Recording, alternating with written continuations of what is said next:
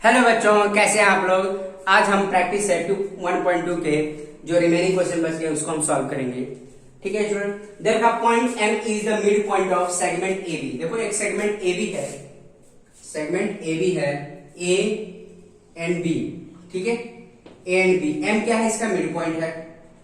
इतनी बात समझ में आ रही है स्टूडेंट, क्लियर है। M is mid point of A B. A B की लेंथ कितनी है स्टूडेंट, ए बी हमारे पास जो दे रखा है, गिवन क्या है हमारे पास, गिवन लिख लेंगे। ए बी की लेंथ कितनी है 8। Find the length of A M, A M की हमें लेंथ बतानी है। तो आपको पता होना चाहिए मिड पॉइंट का कॉन्सेप्ट क्या होता है student.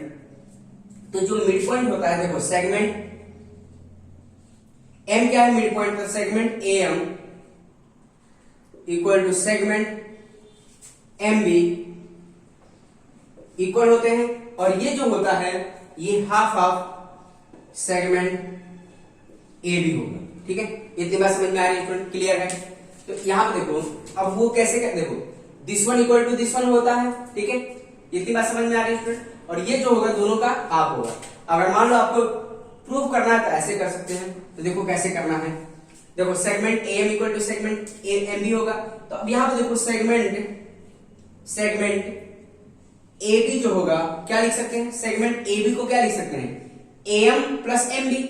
Segment A M plus segment M B. इतनी बात समझ में आ रही है स्टूडेंट, क्लियर है। इसको 1 मान लो। ठीक है, आएगा समझ में स्टूडेंट, क्लियर है। क्योंकि मिड पॉइंट का कॉन्सेप्ट ही होता है कि ये दोनों आपस में क्या होते हैं, इक्वल होते हैं। तो यहां पर देखो सेगमेंट ए बी और ये क्या है, सेगमेंट ए एम और एम बी आपस में इक्वल है। तो ए एम की जगह पे बी क्या, देखो एम बी की जगह पे बी क्या यूज कर सकते हैं, ए एम यूज कर सकते हैं। सेगमेंट ए एम और एम बी की जगह पर क्या यूज कर ले, ए एम यूज कर ले, सेगमेंट ए एम। तो क्या मिला, segment A B equal to क्या, देखो segment A M plus segment A M क्या होगा, twice of segment A M. इतनी बात समझ में आ रही है स्टूडेंट। तो ये फाइनली हमें क्या मिल गया, सेगमेंट ए बी जो होगा, तो देखो सेगमेंट ए एम का आप होगा, जिस इसको क्रॉस मल्टीप्लाई करने से आ जाएगा। इतनी बात समझ में आ रही है स्टूडेंट, क्लियर है। ये क्या आ गया, हाफ आ गया, इसको इक्वेशन 2 मान लेंगे। ठीक है, इतनी बात समझ में आ रही है स्टूडेंट। तो from equation 1 and 2, from equation 1 and 2, अब यहां पे देखो segment A M equal to क्या है, half of segment A B आ रहा है। और सेगमेंट ए एम और सेगमेंट ए बी आपस में क्या है, इक्वल है। तो फ्रॉम 1 एंड 2 से हम कर सकते हैं segment A M segment M B, ये क्या होगा, half of segment A B, half of segment A B. इतनी बात समझ में आ रही है स्टूडेंट, क्लियर है। आई थिंक सब बच्चों को समझ में आ गया। अब क्या बताना था, ए बी को तो कितना था, 8 था। ठीक है, और लेंथ ऑफ ए एम हम बताना था। ठीक है student, length of A M क्या हो जाएगा, A M half of length of A B. इतनी बात समझ में, सेगमेंट की जगह पर लेंथ लिख लिया हमने। इतनी बात समझ में आ रही है स्टूडेंट। तो length of A M equal to half of length of A B कितना है स्टूडेंट, 8 है, 8। तो देखो तो लेंथ ऑफ ए एम जो आ गया वो क्या आएगा, इसको कैंसिल करो, 8 4 टाइम आ गया। तो कितना आ जाएगा, यूनिट नहीं दे रखा है, यूनिट 4 यूनिट। इतनी बात समझ में आ रही है स्टूडेंट, क्लियर है। आई थिंक सब बच्चों को समझ में आ रहा है। तो स्टूडेंट नोट कर लीजिए इसको। तो ठीक है स्टूडेंट, तो ये तो हो गया। अब देखो नेक्स्ट वाला क्वेश्चन देख कर लेते हैं, इसको मिटा देते हैं। नेक्स्ट आप जिसको नोट करना कर सकता है। तो इसकी लेंथ कितने है, 4 यूनिट आ रहा है। ठीक है, अब देखो नेक्स्ट वाला, ये दे रखा है point P is mid point of C D. Segment C D दे रखा है, सपोज करो एक सेगमेंट दे रखा है सी डी। ठीक है, पी क्या है, इसका मिड पॉइंट है। P is midpoint of this one. P क्या है student, mid point of segment CD.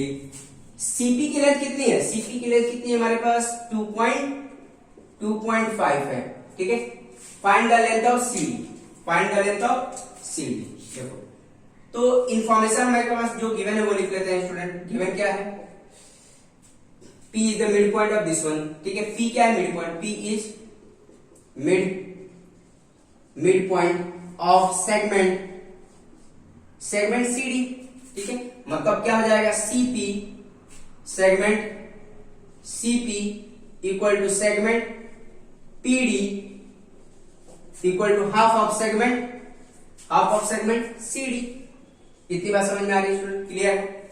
या ऐसे भी लिख सकते हैं, सेगमेंट की जगह पर क्या लिख सकते हैं, length of CP equal to length of PD equal to half of length of CD, ये भी लिखा जा सकता है। इतनी बात समझ में आ रही है स्टूडेंट? सेगमेंट की जगह पर हमने क्या लिख दिया, लेंथ लिख दिया। लेंथ या लिख सकते हो या डिस्टेंस लिख सकते हो। इतनी बात समझ में आ रही है? जब ये अगर मान लो ये पॉइंट्स कोलिनियर है और ये पी क्या है, मिड पॉइंट है, तो ये कंडीशन एग्जिस्ट करेगी। ठीक है, अब यहाँ पे देखो स्टूडेंट, हमें लेंथ ऑफ सीडी बताना है और क्या दे रखा है हमारे पास, ये दे रखा है। तो सीपी हमें दे रखा है और सीडी बताना है।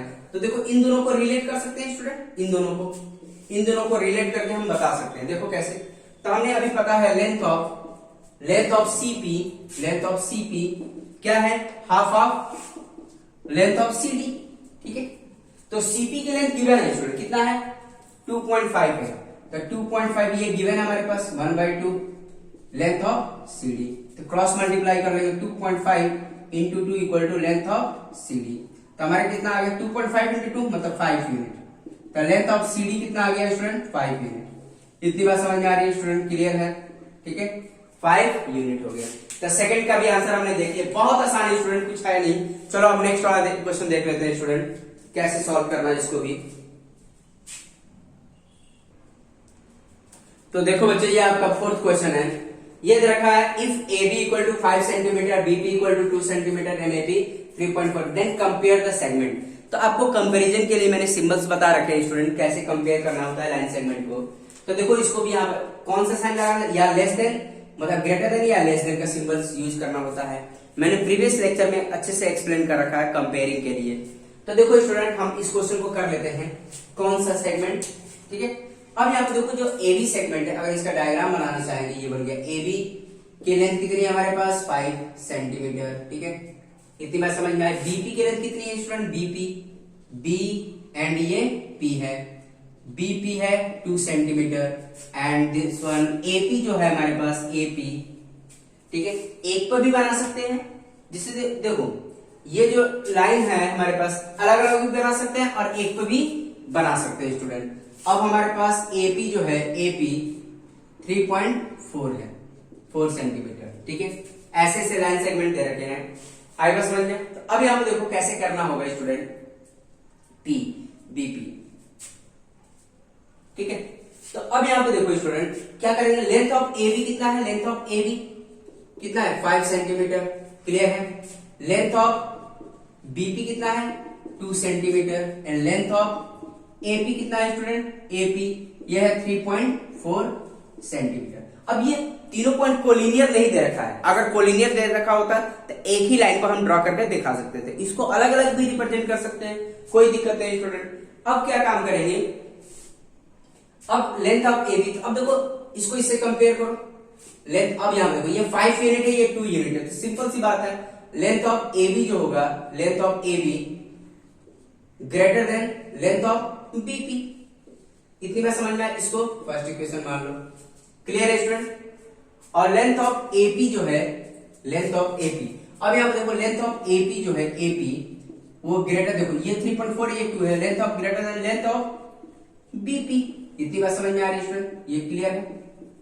ठीक है, दूसरी इक्वेशन, और जो लेंथ ऑफ AB है, लेंथ ऑफ AB से बड़ा है, length of AB greater than length of AP, क्योंकि ये देखो ये 5 है और ये 3.4 है, मतलब ये भी बड़ा था। फ्रॉम ये थर्ड इक्वेशन, तो हम कह सकते हैं from equation 1 2 3, from equation 1 2 and 3, क्योंकि यहां पर लेंथ ऑफ AB सबसे बड़ा है, तो हम क्या लिख सकते हैं, length of AB greater than, अब देखो, और लेंथ ऑफ AP, देखो लेंथ ऑफ AB जो था BP से भी बड़ा था और AP से भी बड़ा था, तो सबसे बड़ा लेंथ ये हो गया।